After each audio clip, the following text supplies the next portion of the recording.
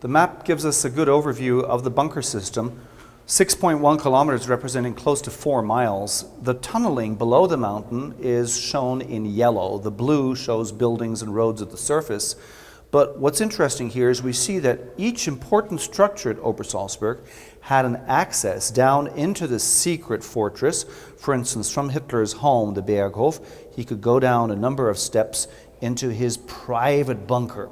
A dozen rooms fitted out very luxuriously for his comfort, for his personal use in case he needed to hide out here and possibly orchestrate the war from this mountainside.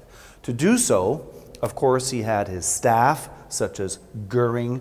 His home had its bunker system of some 20 rooms.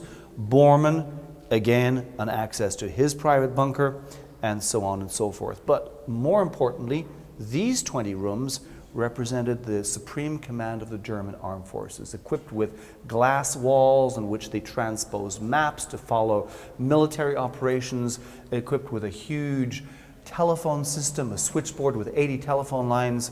They had a tower that could be raised and lowered with radio equipment, radar equipment, decoding, encrypting thanks to the Enigma machine. Everything was up and running, waiting for Hitler's use or any of the military leaders to actually use the headquarters down under the mountain as their last commanding headquarters. Typical of other types of Third Reich construction projects, the design and materials that went into the bunker complex created a fortress that could withstand any assault from above. They used something called Oppenal sheeting. It was high-tech, fully synthetic sheeting at that time, and that's what we have above our heads. We have 2 layers of brick, then the waterproof Oppenal sheeting, and then another 2 layers of brick, and then concrete, and then the limestone up above. So it's extremely sturdy. And that's why, despite the use of 1,232 tons of bombs, none of the bunkers were affected in the least. The bunker's interior defense system was formidable, with machine gun emplacements stationed at the end of the narrow entryways. David takes us to one of these entries. And wherever you came down, for instance, this flight of steps went up to the Platterhof Hotel at the time, you would always be met by machine gun fire.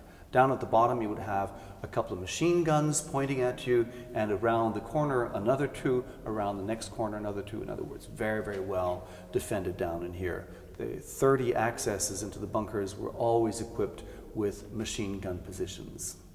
3 soldiers, 3 of the SS, were in each of the machine gun nests, 2 firing out, and the 3rd one viewing through a very, very thin eyepiece to see who might be coming down the steps but not risk any shot.